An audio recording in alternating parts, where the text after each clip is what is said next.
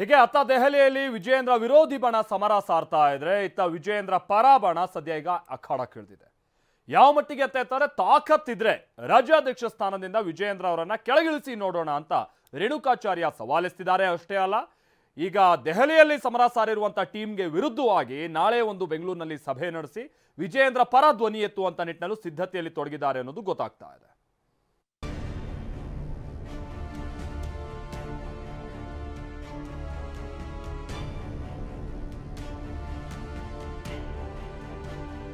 ದೆಹಲಿಯಲ್ಲಿ ರೆಬಲ್ಸ್ ಬಣ, ರಾಜ್ಯದಲ್ಲಿ ವಿಜಯೇಂದ್ರ ಟೀಮ್.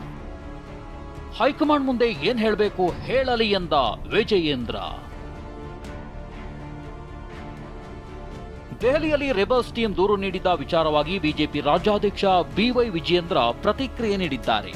ಕೆಂಪೇಗೌಡ ಏರ್ಪೋರ್ಟ್ನಲ್ಲಿ ಮಾತನಾಡಿದ ವಿಜಯೇಂದ್ರ ಅವರು ದೆಹಲಿ ನಾಯಕರ ಮುಂದೆ ಏನ್ ಅಭಿಪ್ರಾಯ ತಿಳಿಸಬೇಕು ತಿಳಿಸ್ಲಿ, ನಾನು ಹೈಕಮಾಂಡ್ಗೆ ಏನ್ ಮಾಹಿತಿ ಕೊಡಬೇಕು ಕೊಟ್ಟಿದ್ದೇನೆ ಅಂದ್ರು. ಈ ರೀತಿ ಹೇಳಿಕೆಗಳು ಈಗಾಗಲೇ ಕಾರ್ಯಕರ್ತರು ಯಾರು ಕೂಡ ಎಲ್ಲ ನೊಂದಿದ್ದಾರೆ. ಈ ರೀತಿ ಹೇಳಿಕೆಗಳನ್ನು ನೋಡಿ ಎಲ್ಲರೂ ಕೂಡ ಸಾಕಾಗಿದೆ. ದೆಹಲಿ ವರಿಷ್ಠರ ಮುಂದೆ ಅವ್ರು ಏನು ಅಭಿಪ್ರಾಯ ತಿಳಿಸ್ಬೇಕೋ ತಿಳಿಸ್ಲಿ. ನಾನು ದೆಹಲಿ ನಾಯಕರ ಸಂಪರ್ಕದಲ್ಲಿದ್ದೇನೆ, ಏನು ಮಾಹಿತಿ ಕೊಡಬೇಕು ಕೊಟ್ಟಿದ್ದೇನೆ, ಮತ್ತೇನಾದರೂ ಮಾಹಿತಿ ಕೇಳಿದ್ರೆ ಕೊಡ್ತೇನೆ. ತಾಕತ್ತಿದ್ರೆ ವಿಜಯೇಂದ್ರ ಕೆಳಗಿಳಿಸಿ, ರೇಣುಕಾಚಾರ್ಯ ಸವಾಲು. ದೆಹಲಿಯಲ್ಲಿ ಯತ್ನಾಳ್ ನೇತೃತ್ವದ ವಿಜಯೇಂದ್ರ ವಿರೋಧಿ ಬಣ ಹೈಕಮಾಂಡ್ ಮುಂದೆ ಪರೇಡ್ ನಡೆಸುತ್ತಿದ್ರೆ ಇತ್ತ ರೇಣುಕಾಚಾರ್ಯ ಸೇರಿದಂತೆ ವಿಜಯೇಂದ್ರ ಪರ ನಾಯಕರು ಅಖಾಡಕ್ಕಿಳಿದಿದ್ದಾರೆ. ಟಿವಿ9 ಜೊತೆ ಮಾತನಾಡಿದ ಮಾಜಿ ಸಚಿವ ಎಂಪಿ ರೇಣುಕಾಚಾರ್ಯ ತಾಕತ್ತಿದ್ರೆ ವಿಜಯೇಂದ್ರರನ್ನ ಬದಲಾವಣೆ ಮಾಡಿ ಅಂತ ಸವಾಲೆಸೆದಿದ್ದಾರೆ.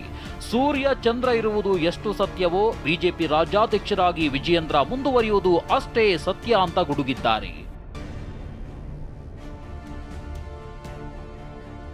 ಕೊನೆಯದಾಗಿ ಒಂದ್ ಮಾತು ಹೇಳ್ತೀನಿ, ವಿಜಯೇಂದ್ರ ರಾಜ್ಯದ ಅಧ್ಯಕ್ಷ ಆಗಿ ಸೂರ್ಯಚಂದ್ರ ಎಷ್ಟು ಸತ್ಯನ ಮುಂದುವರಿತಾರೆ. ಇವ್ರಿಗೆ ತಾಕತ್ತಿದ್ರೆ ಬದಲಾವಣೆ ಮಾಡ್ರಿ. ಹಿಂದೆ ಯಡಿಯೂರಪ್ಪನ 2 ಸಾರಿ ಇಳಿಸಿದಾಗ ಏನಾಯ್ತು ಗೊತ್ತೈತೆ? ಬಿಜೆಪಿ 41 ಸೀಟಿಗೆ ಬಂತ ಸರ್, 41ಕ್ಕೆ ಬಂತು 2009ರಲ್ಲಿ. ಬಿಜೆಪಿ ರಾಜ್ಯಾಧ್ಯಕ್ಷ ವಿಜಯೇಂದ್ರ ಒಳ್ಳೆ ಕೆಲಸ ಮಾಡ್ತಿದ್ದಾರೆ ಅಂತ ಮಾಜಿ ಸಚಿವ ಬಿಸಿ ಪಾಟೀಲ್ ಹೇಳಿದ್ದಾರೆ. ಟಿವಿ9 ಜೊತೆ ಮಾತನಾಡಿದ ಬಿಸಿ ಪಾಟೀಲ್ ಕಳಂಕದ ಪಟ್ಟ ಕಟ್ಟಿ ಬದಲಾವಣೆ ಮಾಡುವ ಅಗತ್ಯವಿಲ್ಲ, ಬಿವೈ ವಿಜಯೇಂದ್ರರನ್ನೇ ಮುಂದುವರಿಸುವುದು ಉತ್ತಮ. ವಿಜಯೇಂದ್ರ ನೇತೃತ್ವದಲ್ಲಿ ಎಂಪಿ ಚುನಾವಣೆಯಲ್ಲಿ ಗೆದ್ದಿಲ್ವಾ ಅಂತ ಪ್ರಶ್ನಿಸಿದ್ದಾರೆ. ನಾವೇನ್ ಪಕ್ಷದ ವರಿಷ್ಠ ಏನ್ ಹೇಳ್ಯಾರ ಅದ್ರ ಪ್ರಕಾರ ನಡ್ಕೋತಾ ಇದೀವಿ. ಬಟ್ ವಿಜೇಂದ್ರ ಕೂಡ ಕೆಲಸ ಮಾಡ್ತಾ ಇದ್ದಾರೆ. ವಿಜೇಂದ್ರ ಕೂಡ ಒಳ್ಳೆ ಕೆಲಸ ಮಾಡಿದ್ದಾರೆ, ಒಳ್ಳೆ ಕೆಲಸ ಮಾಡಿದ್ದಾರೆ, ಓಡಾಡ್ತಾ ಇದ್ದಾರೆ, ಯಂಗ್ಸ್ಟರ್ ಇದ್ದಾರೆ. ಹಂಗೆ ಆಗ್ತಾ ಅವರಿಗೆ ಕಳಂಕ ತಂದು ಕಳಂಕದ ಪಟ್ಟ ಕಟ್ಟಿ ಬದಲಾವಣೆ ಮಾಡುವಂತ ಅವಶ್ಯಕತೆ ಇಲ್ಲ ಅಂತ ನನಗೆ. ಮುನಿಸ್ವಾಮಿ ಮಾತನಾಡಿ ಪ್ರಧಾನಿ ನರೇಂದ್ರ ಮೋದಿ, ಅಮಿತ್ ಶಾ, ರಾಷ್ಟ್ರೀಯ ಅಧ್ಯಕ್ಷ ನಡ್ಡಾ ಅವರು ಬಿವೈ ವಿಜಯೇಂದ್ರ ಅವರನ್ನ ಅಧ್ಯಕ್ಷರನ್ನಾಗಿ ಮಾಡಿದ್ದಾರೆ. ಅವರು ಅಧ್ಯಕ್ಷರಾಗಿ ಇರೋವರೆಗೂ ಅವರೇ ಅಧ್ಯಕ್ಷರು ಅಂದಿದ್ದಾರೆ. ನಮ್ಮ ಹತ್ರ ಇರೋದು ಬಿಜೆಪಿ ಟೀಮು. ಏನು ಹೇಳಿ, ನಮ್ಮ ಹತ್ರ ಇರೋದು ಬಿಜೆಪಿ ಟೀಮು. ಯತ್ನಾಳವರು ಬಿಜೆಪಿನ ಇಲ್ಲ ಏನು ಎತ್ತ ಅಂತ ಹೇಳ್ಬಿಟ್ಟು ಅವ್ರ ಟೀಮ್ ನೀವೇ ಕೇಳಿ. ನಮ್ಮಲ್ಲಿ ಭಾರತೀಯ ಜನತಾ ಪಾರ್ಟಿಯಲ್ಲಿ ಸನ್ಮಾನ್ಯ ನರೇಂದ್ರ ಮೋದಿಜಿಯವರು, ನಡ್ಡಾ ಅವರು, ಅಮಿತ್ ಶಾ ಅವರು, ಸಂತೋಷ್ ಜಿ ಅವರು ರಾಜ್ಯಾಧ್ಯಕ್ಷರನ್ನಾಗಿ ಬಿವೈ ವಿಜೇಂದ್ರ ಅವರನ್ನ ಇಲ್ಲಿ ನೇಮಕ ಮಾಡಿದ್ದಾರೆ. ಅವರ ಅಧ್ಯಕ್ಷರಾಗಿರೋವರೆಗೂ ನಮ್ಮ ರಾಜ್ಯಾಧ್ಯಕ್ಷರು ಅವರೇ. ಪಕ್ಷದ ಆಂತರಿಕ ವಿಚಾರದ ಬಗ್ಗೆ ಬಹಿರಂಗ ಚರ್ಚೆ ಮಾಡುವುದಿಲ್ಲ ಅಂತ ಹೇಳುತ್ತಲೇ ಸಿಟಿ ರವಿ ತಮ್ಮ ಮನಸ್ಸಿನಲ್ಲಿರೋದನ್ನ ಹೇಳಿದ್ದಾರೆ. ಬೆಂಗಳೂರಿನಲ್ಲಿ ಮಾತನಾಡಿದ ಸಿಟಿ ರವಿ, ಕೆಲವು ವ್ಯಕ್ತಿಗಳಿಗೆ ಹೇಳಬೇಕಾದ ಜಾಗದಲ್ಲಿ ಹೇಳಿದ್ದೇನೆ. ಪಕ್ಷ ಹಾಗೂ ಹೈಕಮಾಂಡ್ ನಾಯಕರ ಬಗ್ಗೆ ನಮಗೆ ಗೌರವ ಇದೆ ಅಂದ್ರು. ನಾನು ಯಾವುದನ್ನು ಸಾರ್ವಜನಿಕ ಕಾಮೆಂಟ್ ಮಾಡೋಕ್ಕೆ ಬಯಸೋದಿಲ್ಲ ಅಂತ ನಾನು ಹೇಳಿದ್ದೀನಿ. ಭಗವದ್ಗೀತೆಯಲ್ಲಿ ಕೃಷ್ಣ ಬರೀ ಅರ್ಜುನನಿಗೆ ಮಾತ್ರ ಹೇಳಿದ್ದಲ್ಲ, ನಮ್ಮಂಥವ್ರು ಎಲ್ರಿಗೂ ಹೇಳಿದ ಮಾತು ಕೃಷ್ಣ ಹೇಳಿದ್ದು.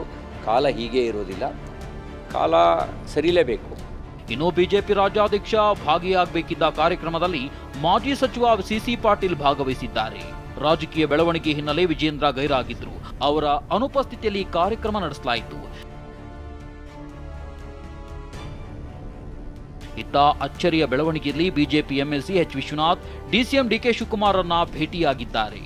ಬೆಂಗಳೂರಿನ ಸದಾಶಿವನಗರದ ನಿವಾಸದಲ್ಲಿ ಡಿಕೆ ಶಿವಕುಮಾರ್ ಭೇಟಿ ಮಾಡಿ ಮಾತನಾಡಿದ ಎಚ್ ವಿಶ್ವನಾಥ್, ಬಣ ರಾಜಕೀಯ ಎಲ್ಲಾ ಪಕ್ಷಗಳಲ್ಲೂ ಇದೆ, ಇದು ಯಾರಿಗೂ ಒಳ್ಳೆಯದಲ್ಲ ಅಂತ ಹೇಳಿದ್ದಾರೆ.